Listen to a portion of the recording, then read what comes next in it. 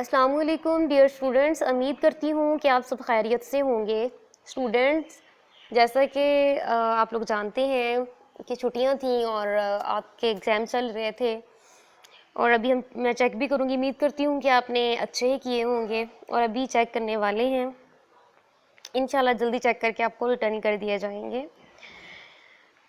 और ये वीक हमारा कंप्यूटर का है और नेक्स्ट वीक हम जियोग्राफी पढ़ेंगे, जैसा कि हम पहले करते आए हैं।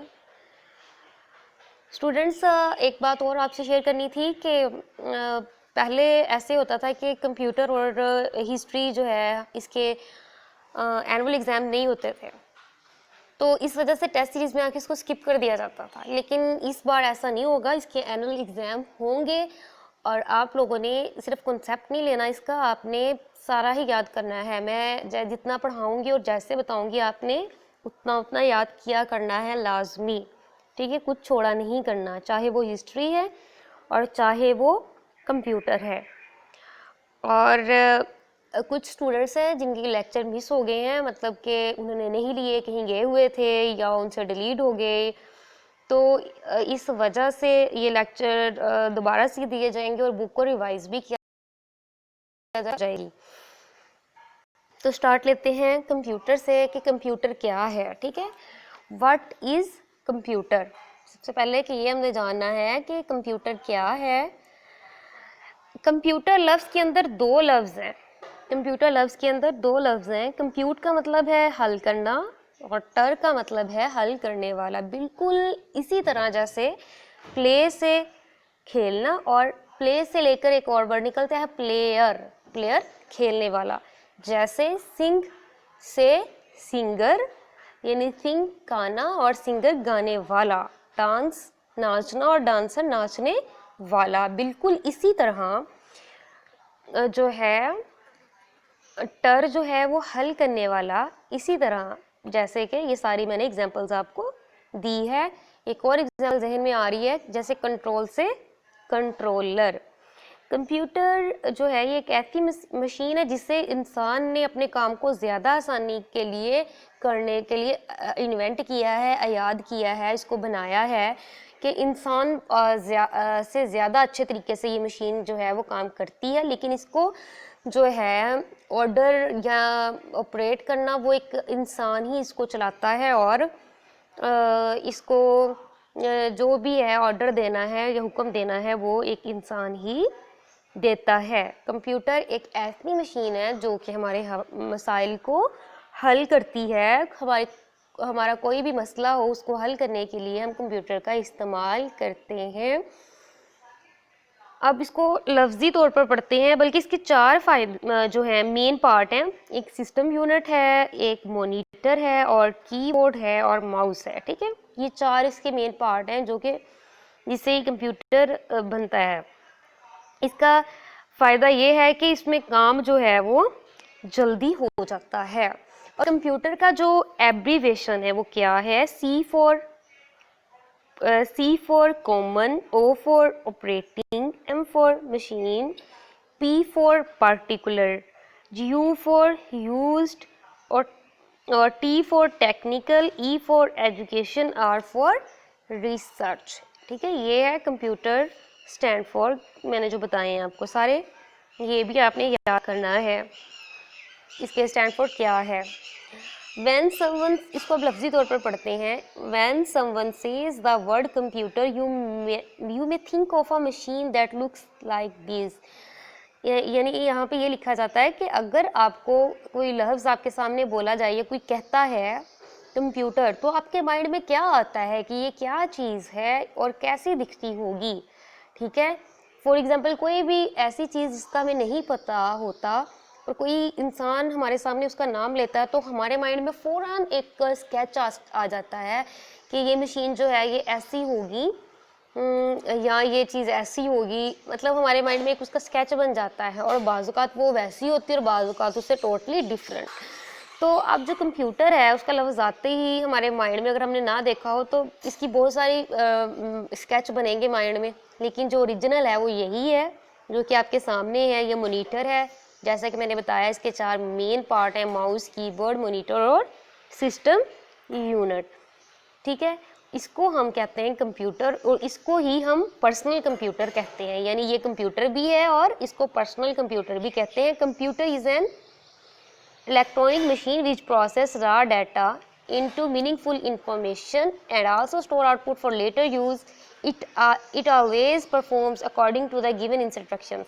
कहते हैं कि कंप्यूटर जो है ये एक इलेक्ट्रॉनिक मशीन है, यानी ये एक इलेक्ट्रॉनिक मशीन है और इसको हम हदायत देते हैं, इसको कोई भी हदायत देते हैं, कोई भी हुक्म देते हैं और उसके अकॉर्डिंग ये काम करती है और उसकी आउटपुट यानी कि रिज़ल्ट हमें प्रोवाइड कर देती है, जो रिज़ल्ट हमें चाहिए होता है। फॉर एग्जांपल एक एटीएम मशीन है, हम उस कार्ड इंटर करते हैं जिससे हम पैसे निकालते हैं, यानी पैसे निकालने के लिए उस कार्ड को इंटर करते हैं, ठीक है, मशीन के अंदर, और आउटपुट रिज़ल्ट वो क्या देता है, हम उसमें जो है वहाँ पे कीपैड जो होता है उसके थ्रू हम जो है अमाउंट लिखते हैं कि हमें ये चाहिए, यानी वो इनपुट हम दे रहे हैं अमाउंट की सूरत में, और जो अमाउंट हार्ड फॉर्म में हमारे सामने बाहर आ रही है वो आउटपुट है, यानी वो रिज़ल्ट दे रहा है। इसी तरह कंप्यूटर को अगर हम पेपर आपका उसमें बनाएंगे तो वो उसका जो है इनपुट है और वो हमें रिज़ल्ट देगा प्रिंटर के थ्रू निकाल के, तो वो आउटपुट है, ठीक है।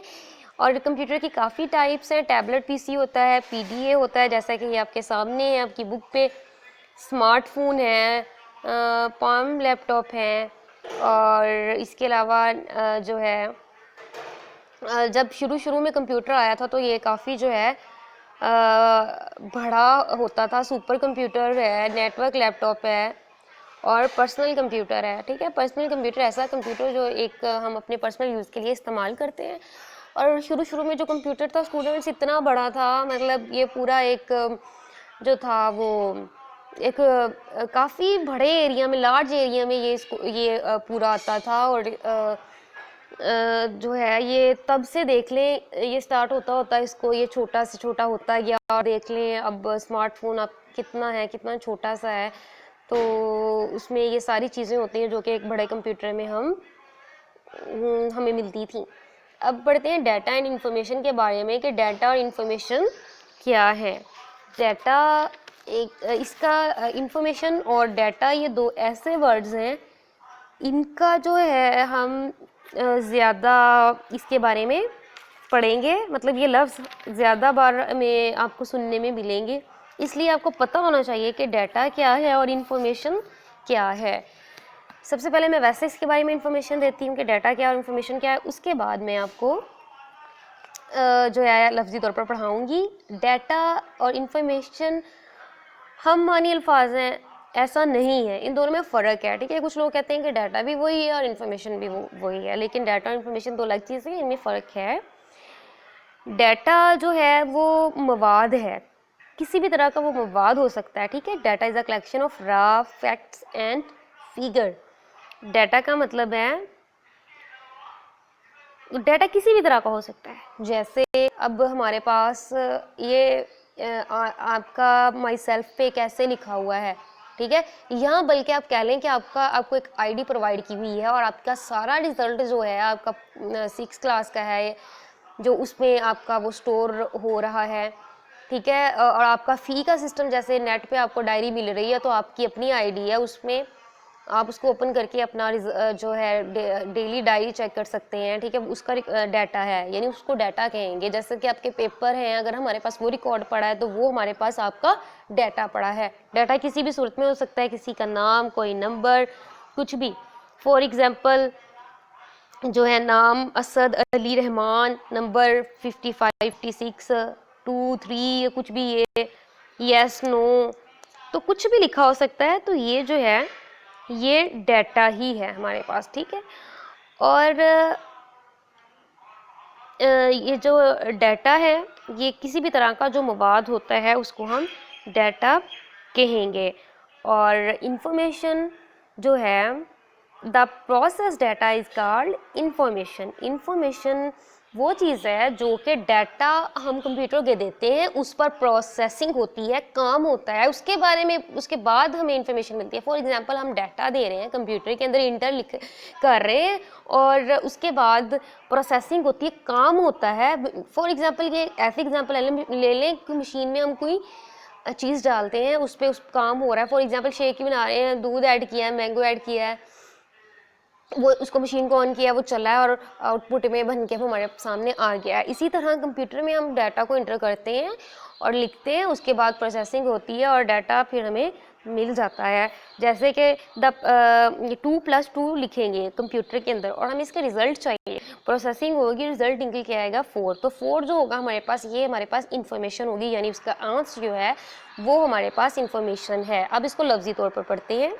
A collection of data, facts and figure is known as data. It can be in the form of text, numbers, image, audio and video.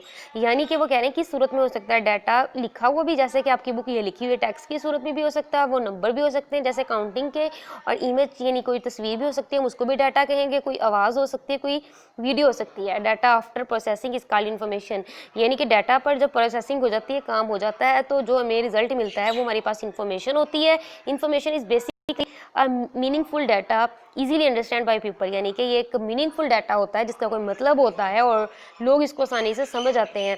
और प्रोसेसिंग के बारे में यहाँ पे बताया गया है, processing is an action in which computer converts data into information, यानी प्रोसेसिंग वो अमल होता है जिसमें डाटा को इन्फॉर्मेशन में कन्वर्ट किया जाता है। और डाटा यहाँ पे बताया गया है कि data is processed into information bye a computer. In this example students name, यानी कि आपका नेम हो, आपका एड्रेस हो, आपका सब्जेक्ट हो, मार्क्स हो जो आपने हासिल किए हो, तो वो ज़ाहिर हो, और कंप्यूटर में उस पर काम होने के बाद जो नंबर है आपका, आपको रिज़ल्ट शीट जो मिलती है या ग्रेड वगैरह जो है वो इन्फॉर्मेशन है। तो ये हमारा जो है ये डाटा इन्फॉर्मेशन था। इंशाल्लाह कल वाले लेक्चर में हम एडवांटेज ऑफ यूजिंग कंप्यूटर पढ़ेंगे, और आपको मैंने जितना पढ़ाया वो आपने सारा याद करना है, यानी कि व्हाट इज़ कंप्यूटर से लेकर डाटा एंड इन्फॉर्मेशन, यानी यहाँ तक। ओके, उम्मीद करती हूँ कि आपको समझ आ गई होगी, और अगर नहीं समझ आई तो आप मुझसे क्वेश्चन पूछ सकते हैं। अल्लाह हाफिज़।